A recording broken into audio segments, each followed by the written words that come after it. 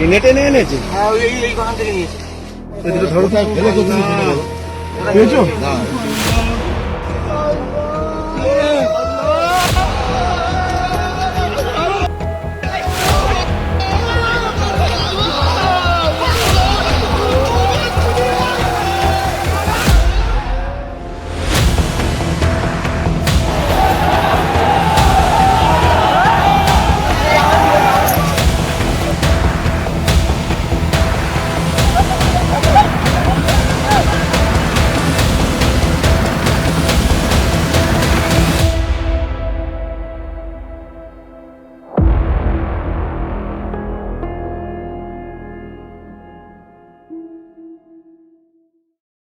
ক্ষোভ আছে, রাগ আছে, আছে বিচারের দাবি।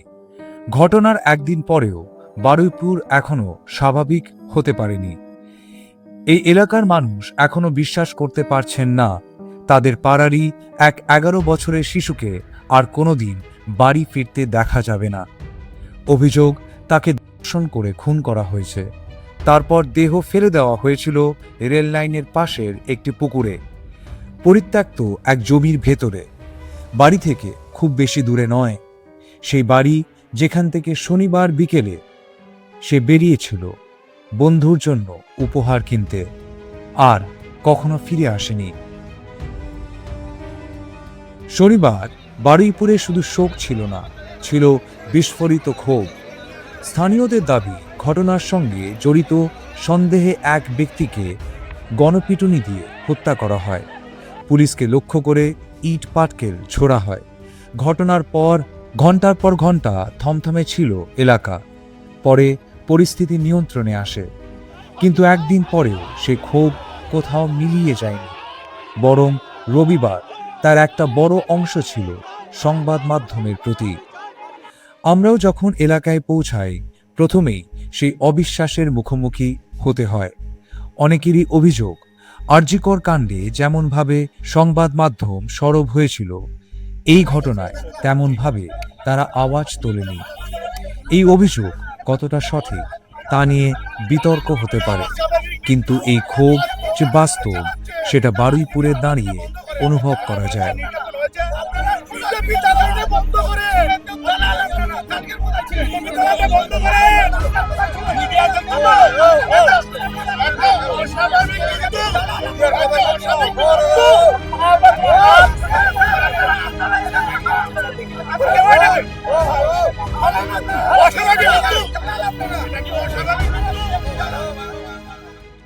দীর্ঘক্ষণ কথা বলার পর অবশেষে আমাদের ঢুকতে দেওয়া হয় পরিবারের বাড়িতে।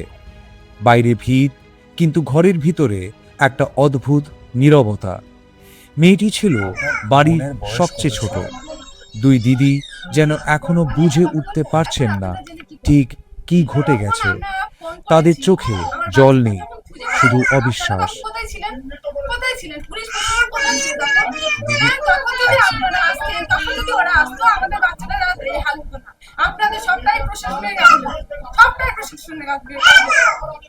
একটা কথা বলি, বলতে হবে না, কোনো কথা বলতে হবে, শুনে নি। আমি প্রশাসন নই, আমি কিচ্ছু নই, আমাদের কাছে কোনো ফোন আসেনি।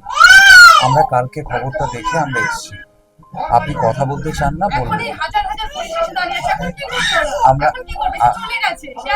সে তো নিশ্চয়ই, আপনি চান না আমরা লড়াই করি বিচারের জন্য, আপনি বলে দিন, আমরা চলে যাব। কতদিন প্রায় কত মায়ের কোল খালি হচ্ছে, কি হচ্ছে আপনারা, কি করছেন, কি করছেন? এখনো তো অভয়ের কাণ্ড এখনো ঝুলে আছে, কি করছেন আপনারা? আপনারা তো এত আসছেন, এত সকাল থেকে কন্টিনিউ আসছে, এত ঘটনা তো ঘটছে, রোজ ঘটছে, আপনারা কি করছেন, কি করছেন আপনারা?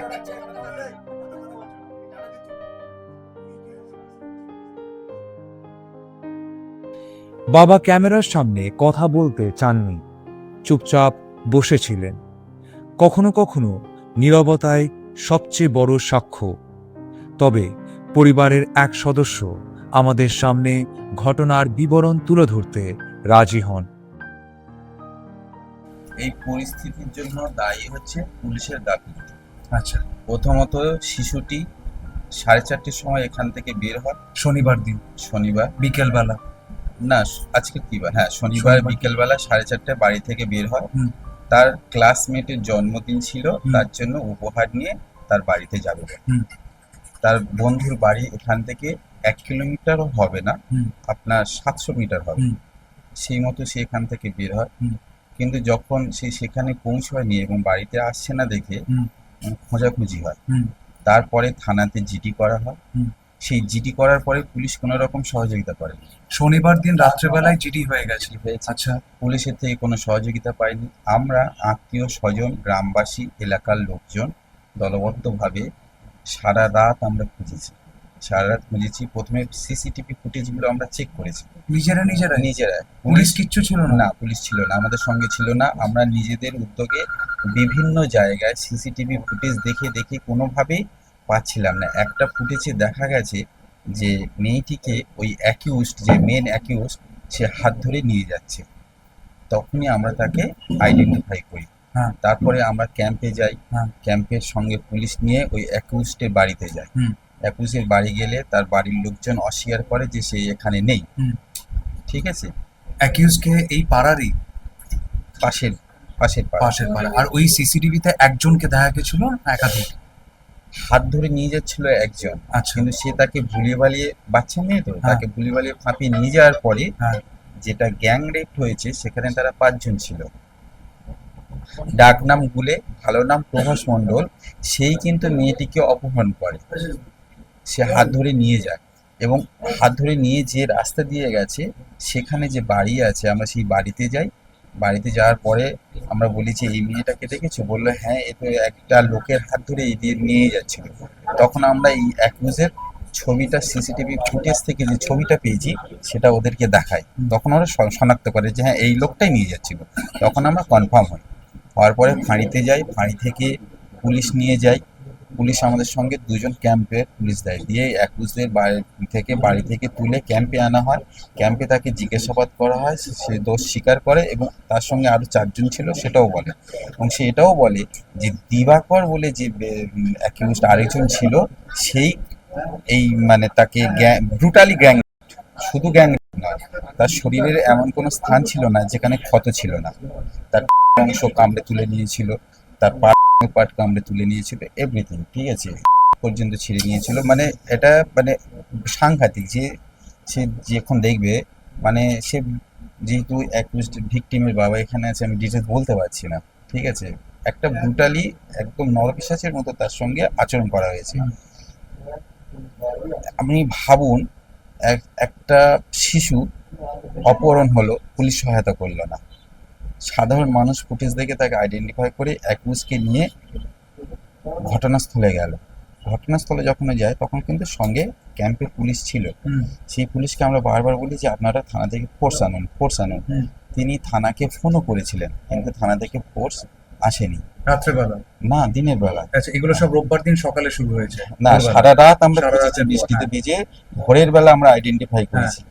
আইডেন্টিফাই করে ভোরের বেলা তার বাড়ি থেকে তুলেছি, তারপর তুলে ক্যাম্পে ক্যাম্পে আনা গেছে। হয়েছে। ক্যাম্পে এসে সারাক্ষণ নানান রকম ভাবে ডিনাই করছি, যতটা বাঁচার চেষ্টা করছি, তারপর নানা রকম স্বীকার করেছে। করার পরে ওকে নিয়ে আমরা ঘটনাস্থলে যাই। এবার ঘটনাস্থলও আমাদেরকে দেখাচ্ছে না, বিভিন্ন ভাবে ঘোরাচ্ছে। হ্যাঁ। এই এখানে আমি বলতে পারবো না, এখানে আমি ছেড়ে দিয়েছিলাম, তারপর ওরা কি করেছে আমি জানি না। হ্যাঁ। এই করে করে যখন করছে, তখন যখন এবার মারধর শুরু হয়, তখন অনেকক্ষণ পরে ও সেই ঘটনাস্থলে নিয়ে যায়, যেখানে, ঠিক আছে, সে একটা প্লাস্টিকের বস্তার মধ্যে দেহটাকে ঢুকিয়ে দিয়ে, আর এই যে পুকুর এবং জলা জমি, সেটা একটু জঙ্গল এরিয়া, মানে ওখানে সাধারণত কোনো মানুষজন যাতায়াত নেই সেখানে। এই যেরকম দেখতে পাচ্ছেন পুকুরের উপর আগাছা জন্মে থাকে, এতে একটা মোটা স্তর, এর নিচে যদি কিছু চাপে ঢুকিয়ে দেওয়া হয়, সে তো আর ভেসে উঠতে পারবে না, কেউ দেখতে পাবে না, এরকম ভাবে ঢুকিয়ে দিয়ে রেখেছিল। ঢুকিয়ে দিয়ে রাখার পর ওখান থেকে যখন মৃতদেহটা বের করা হলো, পুলিশ দেখুন, একটা নাবালিকা যখন গ্যাং রেপ হচ্ছে, অপহরণ হচ্ছে, গ্যাং রেপ হচ্ছে, তাহলে তার দেহ কে তুলবে? পুলিশেই তোলা উচিত, কারণ ওখানে কি প্রসেসে তোলা হবে, ওই যে প্রমাণ সাপেক্ষ কি সব থাকে না ওদের, ফরেনসিক টরেন্সিক, সেগুলো তো সাধারণ মানুষের কোনো নলেজ নেই। তাহলে ওদের উচিত ছিল, ওরা তুললো না, আমাদেরকে দিয়ে তোলালো, এবং লাশটা যেখানে পাওয়া গেল ওদের উচিত ছিল ওখানে পুলিশ পৌঁছে লাশটা নিয়ে চলে যাওয়া। ওরা সেটাও করেনি। সেটা সাধারণ মানুষকে বলে যে লাশটা নিয়ে আপনারা। কতজন পুলিশ আধিকারিক ছিল তখন ওই মুহূর্তে আপনাদের সঙ্গে? একজন। একজন? একজন। একজন মানে একজন। ওই ঘটনাস্থলে যখন একজন বডি ছিল। রিকভার হচ্ছে তখন একজন একজন ছিল। Police officer. একজন আর এটা ছিল। সময় কটা তখন? এটা সময় 8টার দিকে, ভোরবেলা, সকাল 8টা? সকাল 8টার দিকে। সকাল 8টা মানে সকাল 8টা। রাত্রেবেলা জিডি হয়েছে, তার মাঝখানে এত ঘটনা হওয়ার পর 8টার সময় একটা মাত্র পুলিশ অফিসার আপনাদেরকে সাথ দিয়েছে? হ্যাঁ, সাথ দিয়েছে। আচ্ছা। আর যে অ্যাকিউজড আমাদেরকে দেহ শনাক্ত করালো, হ্যাঁ। ওই স্পটে নিয়ে গেল, সেই অ্যাকিউজকেও পুলিশ পর্যন্ত নিয়ে যায়নি থানায়, অন্য একজন ব্যক্তি তাকে নিয়ে গেছে। পুলিশের গাফিলতি দেখুন, একটা বাচ্চা কিডন্যাপিং হলো, তার মৃতদেহ পাওয়া গেল, পুলিশ সেখানে ছিল, মৃতদেহ তোলা হলো, অ্যাকিউজ স্বীকার করলো, সে লাশকে দেখিয়ে দিল কোথায় রেখেছে, তাকে থানায় কে নিয়ে যাবে? পুলিশ নিয়ে যাবে। তাকে পুলিশ থানায় নিয়ে যায়নি, একজন অন্য ব্যক্তি নিয়ে গেছে। ঠিক আছে, তাহলে সেই ব্যক্তি যখন তাকে নিয়ে যাচ্ছে, যদি রাস্তায় জনরোষে মব লিঞ্চিং হয়ে তার যদি মৃত্যু হয়, তার দায়ভার কে নেবে? তাহলে পুলিশের পেশাদারিত্বটা কোথায়? তারপরে দেহটাকে যখন হাটে আনা হলো, এবার তো স্বাভাবিকভাবে একটা মৃতদেহ, এত নক্করজনক ঘটনা, মানুষের আস্তে আস্তে জমায়েত বাড়লো, পুলিশ তারও ডেট থেকে মিনিমাম 2 ঘন্টা পরে এসছে। পুলিশ কটার সময় এসছে রিপোর্টে? পুলিশ 11টার পরে এসছে। আর যেই মানুষটার লিঞ্চিং হয়েছে তার নাম কি? তার নাম আমি বলতে পারবো না, তার কিভাবে লিঞ্চিং হয়েছে তাও আমি জানি না, কখন হয়েছে সেটাও বলতে পারবো না। তিনি কি একজন দোষী সেটুকুন জানেন? শুনেছি তাই, অ্যাকিউজ নাকি তার নাম নিয়েছিল।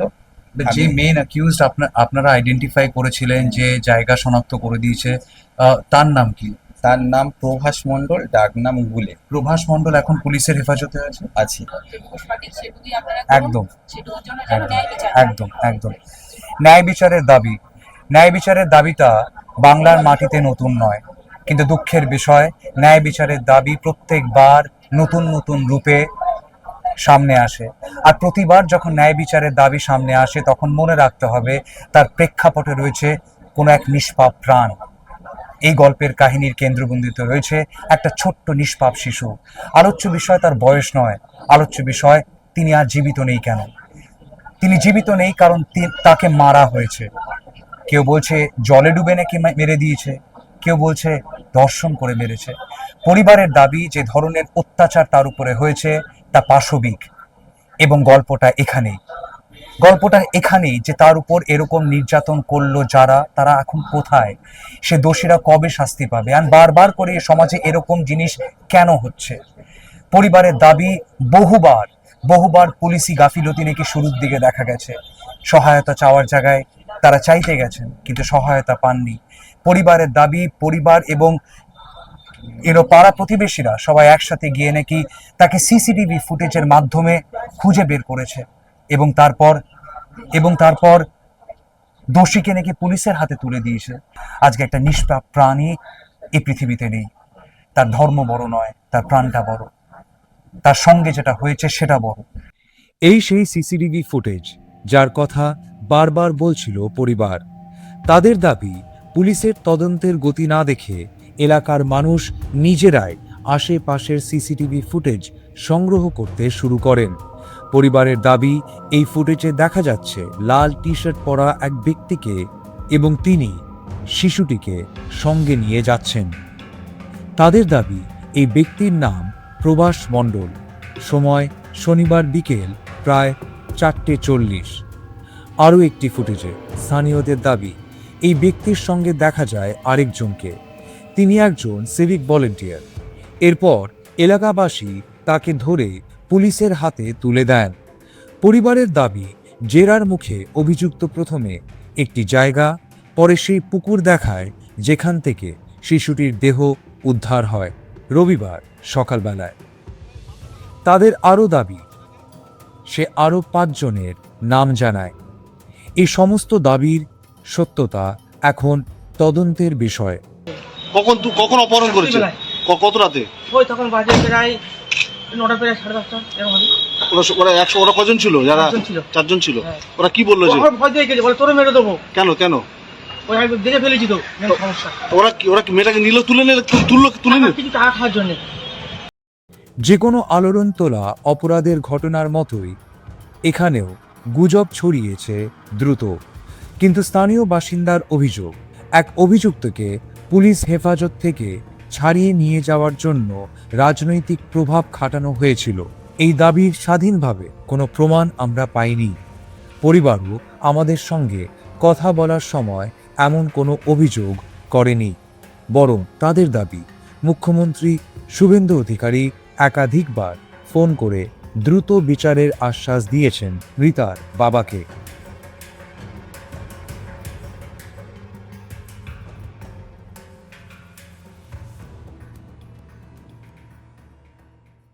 আচ্ছা, আর তারপর পুলিশ এফআইআর নিয়েছে না নিজের থেকে এফআইআর করেছে? আমাদের যে ওই যে জিডিটা ছিল, হ্যাঁ।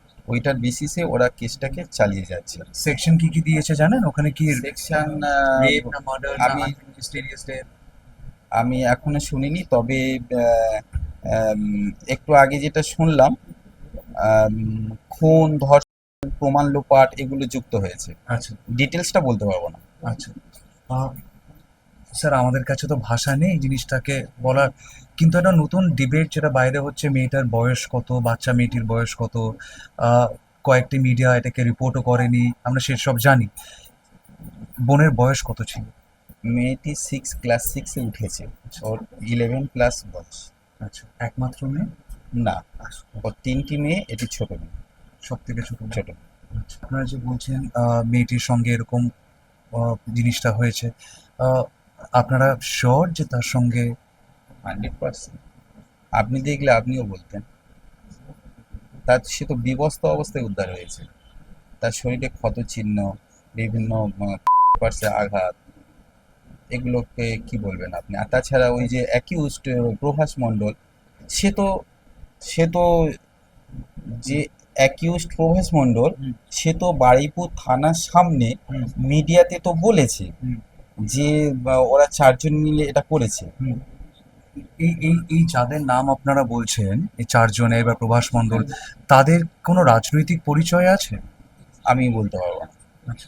কারণ কাল থেকে এটাও অনেকে বলছে যে তাদের কোনো রাজনৈতিক পরিচয় দেখুন, আছে। আমি একটা জিনিস মনে করি, যদি তার রাজনৈতিক পরিচয় থাকেও, সেটা আমাদের কাছে এই মুহূর্তে গণ্য নয়। একদমই যে আসামি হয়, সে আসামি, তাই নয় কি? যে এরকম বর্বরচিত করবে, তার একটা পরিচয় হওয়া উচিত, সে অমানুষ, সে আসামি। তার রাজনৈতিক পরিচয়, তার ধর্ম পরিচয়টাকে দেখাটা ঠিক, আমি মনে করব যে এটা ঠিক নয়।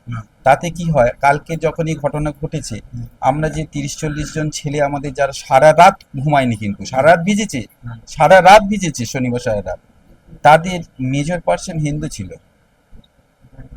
এইটা আপনারা দেখাবেন চ্যানেলে। যারা খুঁজেছিল, ভিজেছে সারা রাত, জল স্পর্শ করেনি, কিছু খায়নি, তাদের একটা বড় অংশ হিন্দু ছিল। আমরা এখানে হিন্দু মুসলিম ভাই ভাইয়ের মতো বসবাস করি, সেই কালচার আছে। একটি 15 ফুটের রাস্তা চলে গিয়েছে, ওপারে মসজিদ, এপারে মন্দির। আমাদের ছোটবেলা কেটেছে পাশে শিব মন্দির। কমিউনাল যে হারমানি, এটা খুব হাই লেভেলে আছে। তো ধর্ম পরিচয়, তার যদি রাজনৈতিক পরিচয় থেকে থাকে, সেটা আমরা কেন দেখতে যাব? কেউ কোনো রাজনৈতিকভাবে ইন্টারফেয়ার করে কেসটাকে জটিল করবার চেষ্টা করেছে, দোষীকে বের করবার চেষ্টা? আমার তো তেমন কিছু মনে হয়নি। একটা অপরাধ যখন ঘটে, যখন অবহেলার ঘটনা ঘটেছিল, সেখানে তো সমাজের বিভিন্ন স্তরের মানুষ উপস্থিত হয়েছিল, বিভিন্ন পেশার মানুষ, বিভিন্ন জীবিকার মানুষ, বিভিন্ন ধরনের মানুষ, তাই নয় কি? বিভিন্ন রাজনৈতিক দল, হয় নাকি? তো এখানেও বিভিন্ন সম্প্রদায়ের মানুষ এসেছে, বিভিন্ন শ্রেণীর মানুষ এসেছে, বিভিন্ন রাজনৈতিক দলের লোকেরও উপস্থিতি হয়েছে। কিন্তু রাজনীতি করলে অন্যায় প্রতিবাদ করা যাবে না? বা ধরুন একটা অন্যায় হয়েছে, সেটা ধরুন কোনো একটি রাজনৈতিক দল যখন প্রতিবাদ করবে, তাহলে সেই প্রতিবাদ হবে না? আপনার কি মত? প্রতিবাদ সে যে কেউ করতে পারে। এই যে ঘটনাগুলো ঘটেছে, যে নেগলিজেন্সি অফ দ্য পুলিশ, এইগুলো কম পর্যায়ে, এমন পর্যায়ে চলে গেছে, এখানে এরা এই ঘটনাগুলোকে মানুষকে বেশি করে খেপিয়ে দিয়েছে। কিন্তু পরবর্তীতে যখন প্রচন্ড একটা আন্দোলনের একটা ছিল, যখন একটা লাশটাকে ওরা সংগ্রহ করতে এসেছিল, সেখানে ওরা কিন্তু একটা মরদেহেরও তো কিছু একটা অধিকার আছে নাকি? আপনি মরদেহ লাশ হলেও তার অধিকার আছে, তাকে যথা সম্মানে অন্ত্যেষ্টি করতে হয়, তারও তো একটা সম্মান প্রাপ্য নাকি? পুলিশ তার মাথাটা ধরে এইভাবে হ্যাঁচকা টান মেরেছে, আর তাকে একটা বেঞ্চে শায়িত করা ছিল, দড়ি দিয়ে বাঁধা ছিল, দড়িটা খুলছে না দেখে বেঞ্চে লাথি মেরে খোলার চেষ্টা করেছে, তখনই জনতা ক্ষিপ্ত হয়ে গেছে। এবং এর সিসিটিভি ফুটেজও আছে।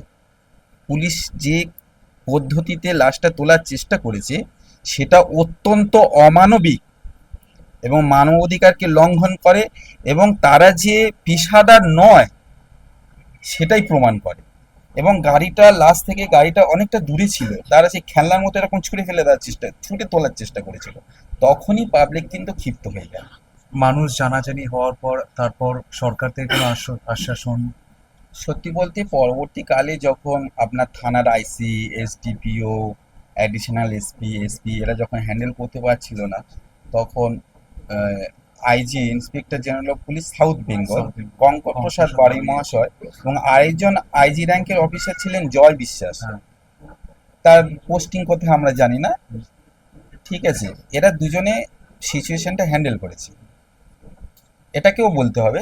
সিএম ফোন করেছিল? সিএম আইজি কঙ্কর প্রসাদ বাড়িয়ার মাধ্যমে ভিকটিমের বাবাকে বেশ কয়েকবার ফোন করেছে, তাকে আশ্বস্ত করেছে যে আপনি ন্যায় বিচার পাবেন, আপনি নিশ্চিন্ত থাকুন। তিনি আরও বলেছেন যে আমি মঙ্গলবার আপনার সাথে দেখা করব, স্থান কাল তিনি পরবর্তীকালে বলে দেবে। ইভেন যখন পোস্টমর্টমে আমরা যাই মোমিনপুরে, সেখানেও সিএম 4 বার কথা বলেছে ভিকটিমের বাবার সাথে। পোস্টমর্টম রিপোর্ট আপনারা পেয়েছেন? এখনো পাইনি, কালকে পাওয়া যাবে। তবে মাটি দিতে পেরেছেন? হ্যাঁ, গতকালকে রাত্রে আমরা মাটি দিয়ে দিয়েছি। দুটো ভূমিকা আছে এখানে। প্রারম্ভিকে যেরকম পুলিশের গাফিলতি ছিল, যখন আইপিএসরা ঢুকেছে তখন কিন্তু খুব সুন্দরভাবে ওরা হ্যান্ডেল করেছে, এবং মুখ্যমন্ত্রী কিন্তু কন্টিনিউ যোগাযোগ রেখেছেন, অন্তত ভিকটিমের বাবার সাথে 10 বার তার কথা হয়েছে। তো আমরা সেই জন্য মাননীয় মুখ্যমন্ত্রীকে ধন্যবাদ জানাবো। তিনি আমাদের আশ্বস্ত করেছেন, দেখাও করবে বলেছে, এবং সমস্ত সহযোগিতা করবে এবং শাস্তিও দেবেন বলেছেন। আমরা তার তিনি যে আশ্বাস দিয়েছেন সেটাতে আমরা যথেষ্ট আশ্বস্ত, এবং আমরা মনে করি যে আমরা বিচার পাবো। দাদা, আমাদের সরি বলা ছাড়া তো কোনো ইয়ে নেই। অভয়ের পরও এরকম জিনিস একটা হচ্ছে, মানুষ এত দেখুন, আপনারা গণমাধ্যম, আপনারা যদি বিষয়গুলোকে সঠিকভাবে তুলে ধরেন তাহলে মানুষ ন্যায় বিচার পাবে, মানুষ ন্যায় বিচার পেলে সমাজে অপরাধ কমবে। সেক্ষেত্রে আপনাদের ভূমিকা সাংঘাতিক।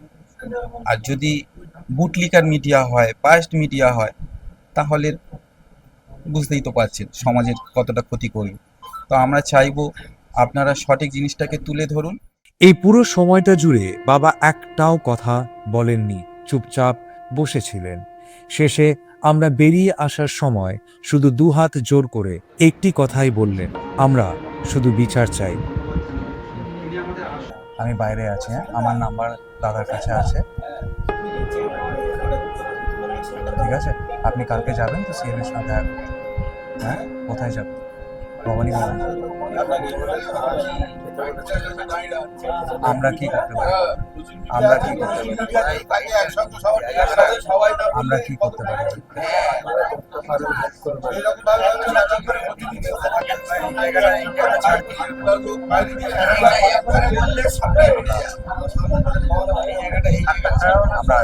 আমরা খোঁজ দেখাবো।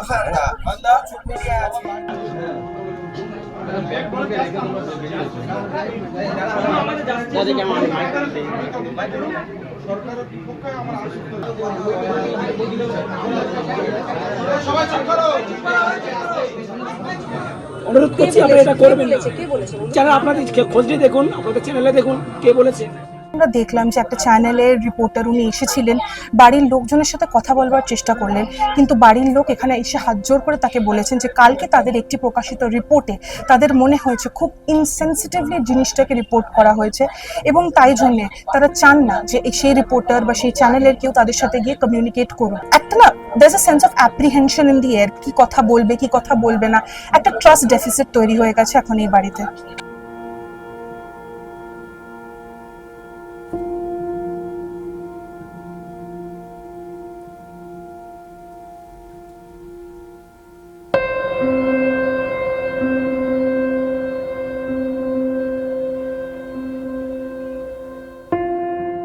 বেরিয়ে আসার আগে আমরা ঢুকেছিলাম মেয়েটির ছোট্ট ঘরে।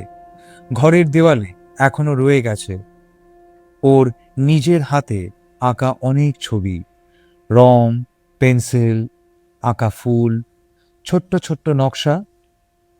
একটা শিশু যেমন পৃথিবীকে দেখে, তেমনি সরল কিছু ছবি। একটা শিশুর বড় হয়ে ওঠার গল্প শুধু বাইরের পাতায় লেখা থাকে না, সে গল্প ছড়িয়ে থাকে দেওয়ালের রঙে, খাতার পাতায়, খেলনায়, আগোছালো আঁকিঝুঁকিতে। এই ঘরটাও তেমনি।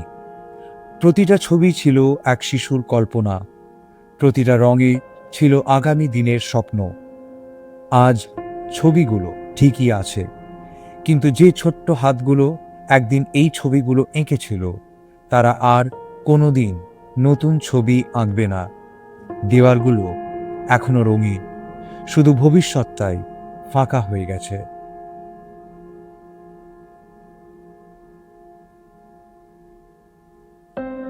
এখনো পর্যন্ত এই ঘটনার সঙ্গে জড়িত 3 জনকে গ্রেফতার করেছে পুলিশ। প্রভাস মণ্ডল, দিবাকর সর্দার এবং পুলিশ যাকে মূল অভিযুক্ত বলছে, আনন্দ সর্দার। মুখ্যমন্ত্রী শুভেন্দু অধিকারী এই ঘটনায় সর্বোচ্চ শাস্তির আশ্বাস দিয়েছেন। না, আমি কালকেই ওনার বাবার সঙ্গে কথা বলেছি। ওনার বাবা বিচার চেয়েছেন। জঘন্যতম ঘটনা, সিট গঠন হয়েছে। পরিবারের পক্ষ থেকে 4 জনের বিরুদ্ধে অভিযোগ দেওয়া হয়েছিল, 2 জনকে গ্রেপ্তার করা হয়েছে, 3 জনকে ডিটেন্ট করা হয়েছে, যাদের সঙ্গে পলাতক 2 আসামির ফোনে কথোপকথন পেয়েছে পুলিশ। কিন্তু এটুকু আমি বলে দিচ্ছি, পরিবার যেভাবে জাস্টিস চেয়েছেন, পরিবার সরকার এবং পুলিশের কাছ থেকে যে যে সহযোগিতা চেয়েছেন, সেটা তারা পাবেন।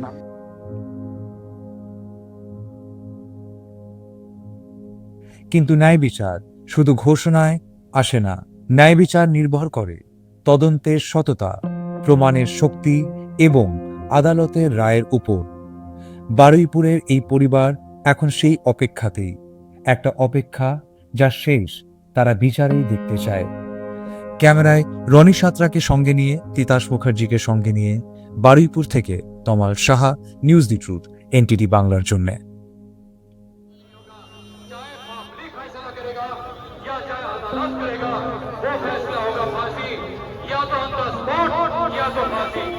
जनता करता है, जनता की अदालत में ऑन द स्पॉट हो जाता है, उसका कोई